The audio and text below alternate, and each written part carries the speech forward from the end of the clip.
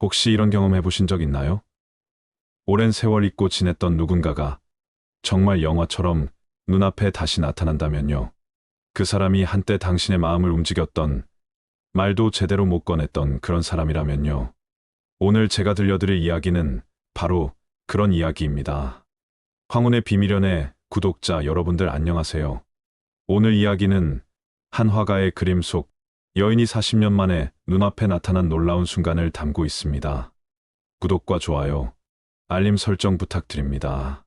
1980년 봄, 그 해는 유난히 햇살이 따뜻했다. 내 작업실 창가로 스며들던 오후 햇살은 두드럽게도 따사로웠고 그 속에서 나는 붓을 들고 있었다. 당시 나는 지방의 조그만 미술학원에서 강사로 일하며 틈틈이 개인 작업을 하던 시절이었다. 예술가라기보단 어쩌면 이상을 붙들고 사는 동네 미술 선생에 가까웠던 나. 그런 내 삶에 그녀가 들어온 건 아주 조용하고 느리게, 마치 스케치 선이 하나씩 그어지는 것처럼 자연스러웠다. 처음 그녀를 본 건 학원에서였다. 수강생 중 한 명으로 등록한 그녀는 특별히 눈에 띄는 외모도 아니었고 말수가 많은 사람도 아니었다. 하지만 그녀에겐 어떤 고요한 강물 같은 분위기가 있었다. 지나치게 조용한 게 아니라 단단한 침묵이라고 해야 할까. 그림을 그릴 때면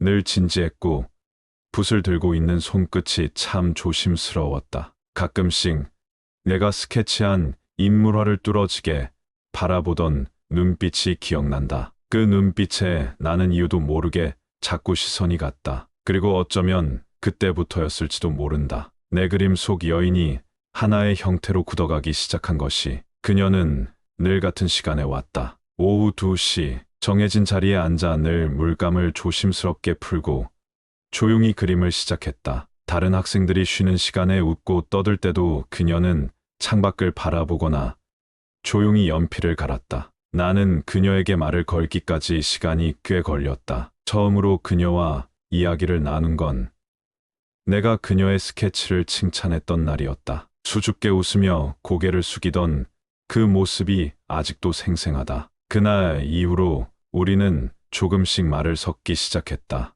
그림 이야기, 책 이야기, 좋아하는 색에 대한 이야기, 단조롭지만 깊은 대화들이었다. 그리고 그 대화는 점점 내 그림에 색을 입히기 시작했다. 어느 날 나는 무심코 그녀를 모델 삼아 인물화를 그렸다. 정식으로 부탁한 것도 아니고 그녀는 알지도 못한 채였다. 하지만 그 그림은 내게 특별했다. 그녀를 닮은 인물의 눈빛은 마치 말하지 않아도 무언가를 아는 듯한 느낌을 주었다. 그것은 내가 그동안 그리고 싶어도 잡히지 않던 감정의 실루엣 같은 것이었다. 나는 그 그림을 무언이라는 제목으로 남겼고 이후로도 계속 비슷한 느낌의 여인을 그리기 시작했다. 모두 조금씩 그녀를 닮아 있었다. 어느 날 그녀가 말없이 사라졌다. 학원에도 나오지 않았고 연락처도 남기지 않았다. 알고 보니 유학을 준비하고 있었다고 했다. 다른 학생을 통해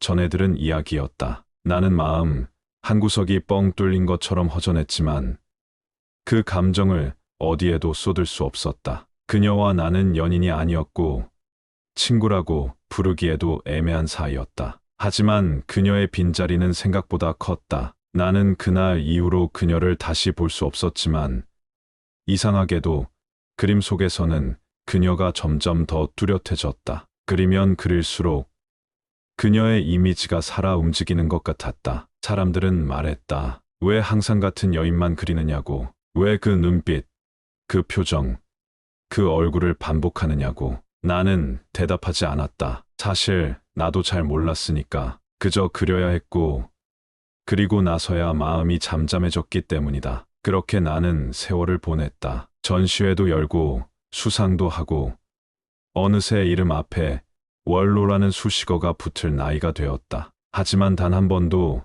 내 작업실 벽에서 그녀의 얼굴이 사라진 적은 없었다. 40년이 흘렀다. 내가 처음 그녀를 그렸던 날로부터 정확히 40해. 우연인지 운명인지 그 해 봄에 내 회고전이 열렸다. 서울의 한 갤러리였다. 나는 전시장에 자주 가지 않았다. 왠지 모르게 그림들이 타인 앞에 놓인다는 게 불편했다. 하지만 마지막 날은 직접 가보자는 생각이 들었다. 그날 나는 전시장 구석에 조용히 서서 그림들을 바라보고 있었다. 여전히 그녀를 닮은 여인의 얼굴들이 나란히 걸려 있었다. 방문객들 사이에서 익숙한 수군거림이 들려왔다. 이 화가는 왜 평생 이 얼굴만 그렸을까요?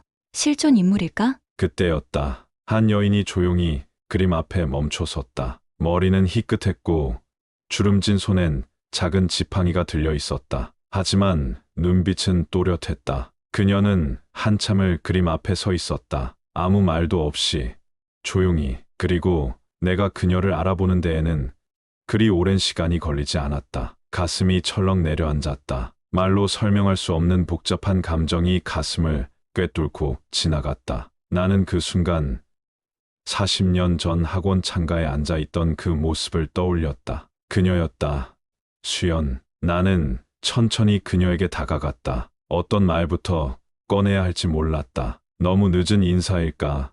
아니면 너무 오래 기다린 인연일까? 하지만 그녀는 나를 보며 아주 조용히 말했다. 그림 속 여인이 나 같아서 그냥 한번 와봤어요. 나는 말없이 고개를 끄덕였다. 어쩌면 그것만으로도 충분했다. 우리는 오랜 침묵 속에서 서로를 바라보았다. 그리고 그 순간 나는 깨달았다. 그림은 잊기 위해 그리는 것이 아니라 잊지 않기 위해 그리는 것이란 걸. 사랑은 때로 아주 조용하게 시작되고 아주 오래도록 남는다. 내 인생의 거의 절반이 그림 속 그녀를 붙들고 살아온 시간이었음을 나는 그날에서야 실감했다. 다시 말하지만 우리는 연인이 아니었다. 그렇다고 그냥 스쳐간 인연도 아니었다. 그녀는 내 붓 끝에 숨을 불어넣은 사람이었고 내 인생을 관통한 가장 조용한 사랑이었다. 그리고 그 사랑은 마침내 내 눈앞에 다시 나타났다. 그날 이후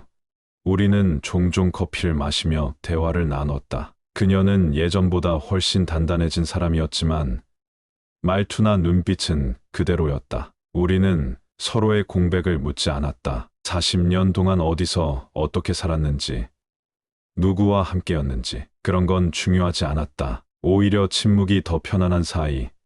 그게 지금의 우리였다. 그녀는 어느 날 나에게 물었다. 왜 그 얼굴만을 계속 그렸느냐고. 나는 대답하지 못했다. 그저 웃으며 말했다. 그림이 나를 살렸다고 믿었어. 너를 잊는 법을 몰랐거든. 나는 그녀를 다시 그리고 싶었다. 이번엔 기억이 아닌 눈앞의 사람으로. 그녀는 잠시 생각하더니 고개를 끄덕였다. 그리고 말없이 의자에 앉았다. 내가 처음 그녀를 스케치했던 그 봄날처럼. 그 순간 나는 깨달았다. 어떤 인연은 사라지지 않는다. 형태를 바꿀 뿐이다. 그리고 어떤 사랑은 한 번도 끝난 적이 없다. 단지 시간이 멈춰 있었을 뿐. 내 마지막 전시회에는 새로운 그림 하나가 걸렸다. 제목은 귀환. 그림 속 여인은 다시 나를 바라보고 있었다. 이번엔 웃고 있었다. 오늘 이야기가 마음에 드셨다면 구독과 좋아요, 알림 설정 잊지 마세요. 다음 시간엔 또 다른 황혼의 사랑 이야기를 들려드리겠습니다. 감사합니다.